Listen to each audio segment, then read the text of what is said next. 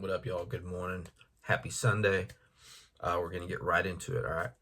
So, right now, I just want to talk about how I dealt with drinking at parties during early recovery, okay? Um, this channel, I like to talk about what worked for me, and I know everybody's different. Everybody has their own way of coping with stuff.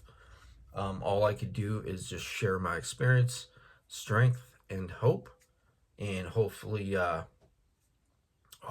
this helps somebody, man. If it doesn't help you, then I'm hoping that you share this with somebody that's going through, whatever I'm talking about. um, so right now, this is how I dealt with drinking. um, I'm sorry, not with me drinking, but this is how I dealt with people drinking at family parties. Okay. The first time I had to deal with this, I was in rehab, at the last rehab. So it was 2018, the end of the year. I checked in rehab on December 5th, and Christmas was just around the corner. So during that time, this treatment center was allowing people to get family passes, for I think 4 hours. So you could either get Christmas Eve or Christmas Day. My family always gathered on Christmas Eve, and that's just how it was, right? That's how it did. And then usually on Christmas, we just kicked it at our house, maybe go to my dad's side of the family. That's how things were when I was still living with my parents and when they were both together. Um, so this particular time, 2018, I staff felt comfortable with me in my program, the way I was conducting myself in rehab, and they knew I was on a mission to be better. Okay, they knew I wanted more than everything I was getting on the street. I wasn't doing a damn thing on the street, but making my life worse, making the lives worse for the people that loved me. So um, they felt comfortable with allowing me to get a family pass. And in order to get a family pass at this rehab, you had to be there for 30 days. But I let them speak to my mom, and they just wanted to know how it was going to be at this party. If there's alcohol, if there's going to be any triggers there, because they didn't want me to mess around and relapse, because I have a huge history of that, and I just didn't give a f, right? But when I was ready, that's that's when I was shining. That's when that's when I was producing miracles for myself. So um, the pass was granted. I got to go hang out with my family on Christmas Eve for 4 hours, and I didn't know what to expect. All I know is I was feeling good. All I know is I was messing around with some girl at the rehab, so I had her to look forward to when I got back. So I didn't want to jeopardize anything um, going on uh, in my life. I didn't want to make my situation worse. I didn't want to just mess around, relapse, get kicked out. And, I don't advise rehab romances, but um, they happen, man, especially in co-ed treatment centers. Anyway, that's not what this is about. I have another video for that. So prior to going to this party, my mom knew it'd be best if there's no alcohol at the party, right? So she spoke with the staff, the owner of the treatment center, and they,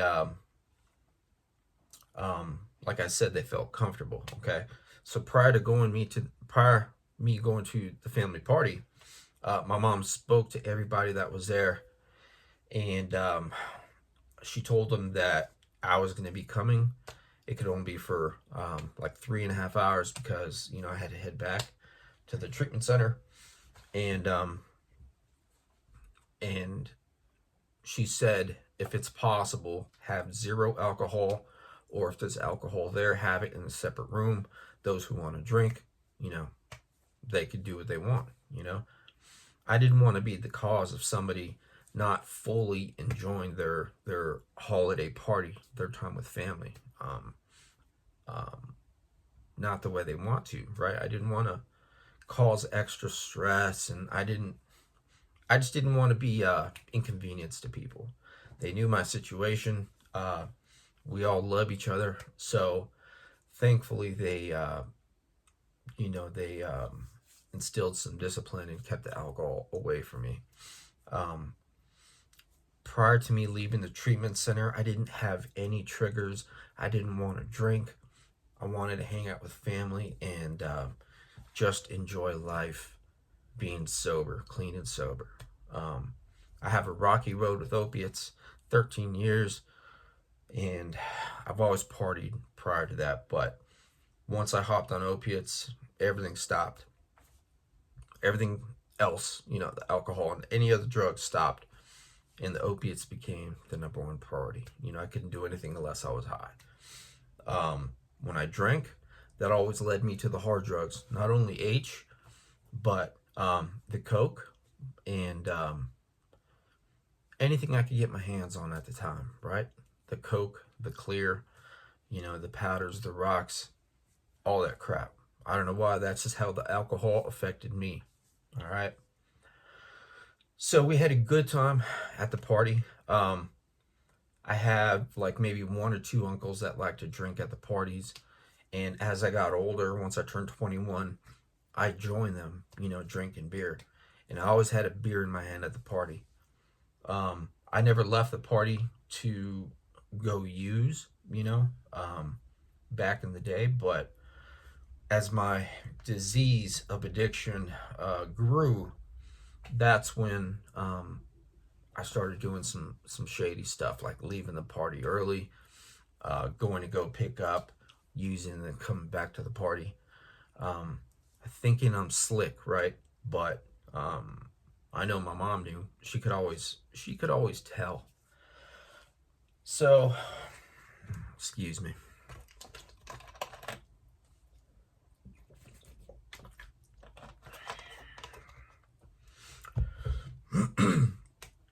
So anyway, things were good, man.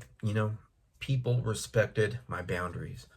And that is probably the number one thing aside from communication. If you are going to a family party, there's going to be alcohol there, and you're in early recovery. It doesn't matter how long you're in recovery. If you think it's going to be an issue for you, it's best to communicate with whoever you need to about your situation. If they don't work with you, if they don't honor your boundaries, then don't go if you think it's going to be an issue for you. I didn't think it was going to be an issue for me because I didn't have any triggers. I had zero desire to drink. Okay. There's been a few times in my recovery where I wanted to drink, but me being on methadone, I didn't want to risk it. I didn't want to risk. I don't know how it's going to affect me if I decide to have a drink. I just don't know if it's going to affect me negatively in a medical way, right? It could backfire. But, so I never did. I never had to pick up the bottle. I never relapsed. So I'm thankful for that. Boundaries, make sure you guys set those. It doesn't matter where you go, just set them. If you think you're going to be triggered, then don't even mess with the parties, right? You could always pick up the phone, give people a call, check in with them. Be honest with them and let them know your situation. You're not, if you decide not to go, just communicate with them. It's not about them, right? It's about you. Let them know you want to protect your sobriety. I let everybody there know when I was on the phone before I went. I'm like, look, you don't want me drinking, okay? If I drink, I will go in your bathroom, look through your medicine cabinet, and hopefully you got something there that could alter my state of mind, right? I'm a Tasmanian devil, dude. Like, it's all bad when I decide to drink. I will end up missing, you know. I will, when I say I end up missing, I'll just leave and go make some calls. And then if I come back, you know, if I come back, things could be all bad. So, communication, set some boundaries, okay? If you guys get anything out this video, communicate, set some boundaries, okay? I'm sure there's some other things that you could do aside from not going, but if you communicate, set some boundaries, you're going to be fine, okay? Do what it takes to protect your sobriety, because everything I'm doing right now is protecting my sobriety. You know, I got to keep my circle small. I got to be extremely selfish in a positive way with my recovery. So I think that's it, man. You know, I think that's it. Hopefully this video could help. This video is not Christmas oriented. It's holiday oriented. It's recovery oriented. All right. Be strong. Okay. Be strong for yourself, for your family, for your loved ones, for your pets. Thanks for listening.